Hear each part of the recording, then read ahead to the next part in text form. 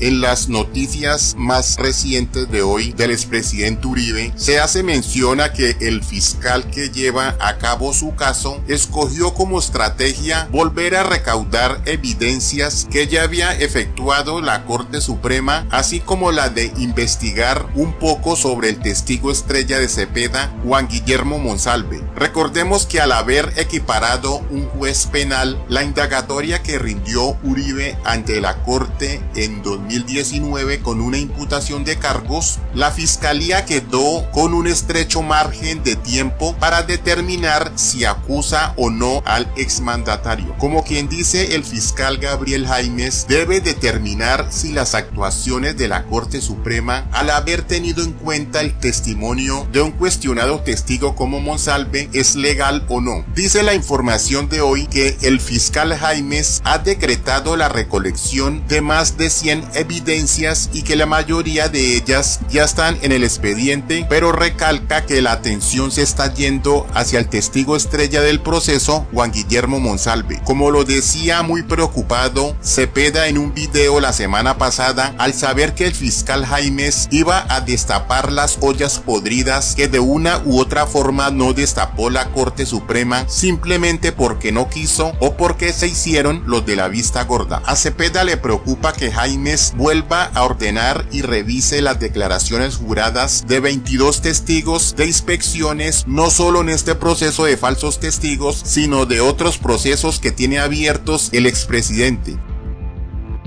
En el día de ayer hemos enviado una petición al señor fiscal Gabriel Jaimes preguntando sobre una información que hemos conocido a través de medios de comunicación que señala que él habría ordenado practicar muchas pruebas que ya han sido debidamente practicadas por la Corte Suprema de Justicia, además pruebas muy abundantes y legalmente obtenidas además.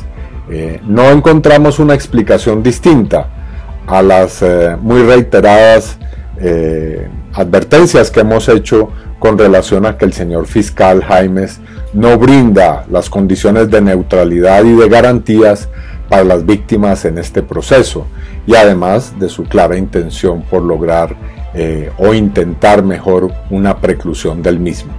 Esta situación esperamos muy pronto se aclare, porque vemos que hay una intención claramente marcada en todas estas actuaciones. Recordemos que la primera semana de marzo deberá tomarse una decisión para que se logre establecer la veracidad o no de las pruebas recaudadas. En pocas palabras, el fiscal Jaimes está ahondando en temas que parece que la Corte no había tenido en cuenta, por eso la preocupación de Cepeda y sus secuaces. Por otro lado, Jaime Granados, abogado del expresidente Uribe, dijo no conocer qué evidencias ha recopilado el ente investigador en estos meses por el régimen penal del proceso Ley 906. También dijo que es usual que el fiscal del caso quiera ahondar en algún tema en particular, pues además nadie ha dicho que la Corte haya hecho el trabajo completo. También dijo el abogado Granados que lo que más le interesa es que el trabajo de la Fiscalía sea lo más completo posible y que se logre llegar a la verdad. Cepeda y sus compinches la empiezan a ver negra cuando entre las muchas pruebas que volvió a ordenar el fiscal Jaimes incluyeron a su testigo estrella Monsalve. Recordemos el caso del reloj con el que supuestamente grabaron al abogado Cadena, el cual no quedó del todo claro quién fue el que lo ingresó al penal. Recordemos que este señor Monsalve continúa recluido con todos los lujos en una casa fiscal de La Picota, con todos los privilegios que le dio Cepeda. Recordemos también que a ese señor Monsalve le han encontrado en su casa fiscal drogas, alcohol, dispositivos electrónicos y lo han sorprendido en fiestas, y por medio de un operativo el año pasado el IMPEC le encontró 7 SIM cards, un computador, un celular cuyo contenido ahora quiere obtener la Fiscalía. Asimismo, el fiscal Jaimes ordenó inspecciones al IMPEC para determinar si es cierto que a Monsalve lo iban a trasladar a la cárcel de Valledupar en 2017, como se ha dicho en medios. ¿Qué razones motivaron ese traslado en su momento? Por último, Jaimes ordenó una inspección en la propia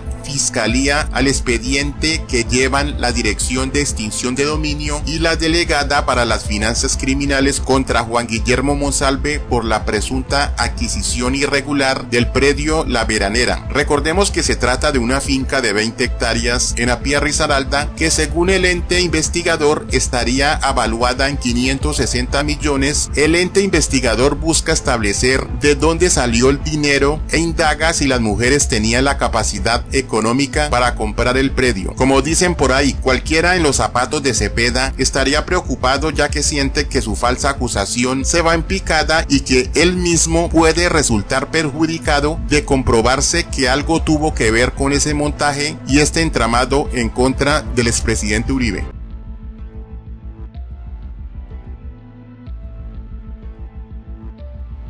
Creerle en un proceso judicial a unas personas cuyo prontuario, cuya biografía es sencillamente escandalosa, abrumadoramente escandalosa. Esto no tiene antecedentes. ¿Yo cómo hago de semejante par de monstruos, de criminales?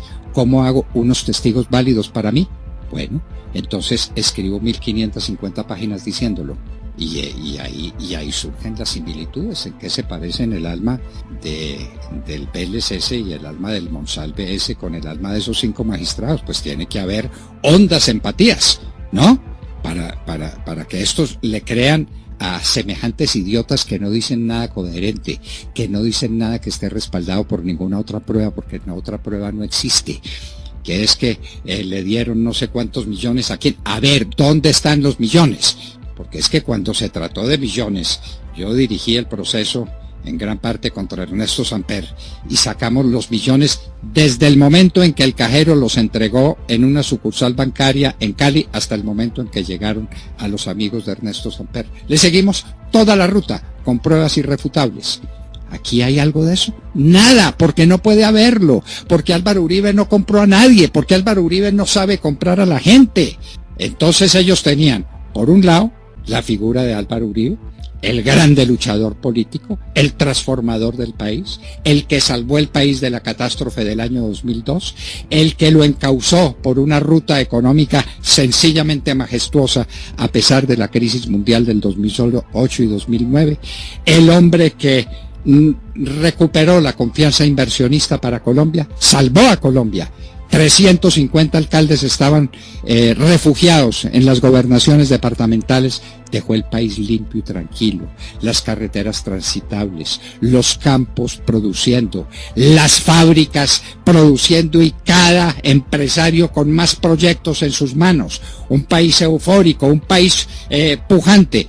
Ese es el personaje. Y por el otro lado, un sujeto que tiene, ¿cuántas son de Mar? ¿42 sentencias condenatorias? Sí, entre ellas 6 y 5 por falso testimonio y tal. Muy bien, muy bien. Y el otro, Monsalve, que no se sabe cuál de los dos es peor. Y entonces la Corte escoge a Monsalve y a Vélez. Esos son los que están diciendo verdad y Álvaro Uribe es el que está diciendo mentira. ¿Cuándo dijo una mentira Álvaro Uribe? Víctima de todos los atropellos, entre otros de la Corte, que le practicó una prueba de manera criminal, interfiriendo sus teléfonos cuando no había orden judicial de interferirlos. ¿Se acuerdan? Y entonces le sacaron no sé cuántas grabaciones. Y les decían, pero por Dios, si este teléfono es de Álvaro Uribe, este no es el teléfono que ustedes están buscando. Y tenían no sé cuántos centenares de grabaciones. Sale el prócer de Barceló, que es igualitico a estos. Tiene el mismo nivel moral de estos otros sujetos. Y dice, no, realmente la prueba fue mal practicada. Pero tiene cosas como muy interesantes, hombre, y validan esa prueba.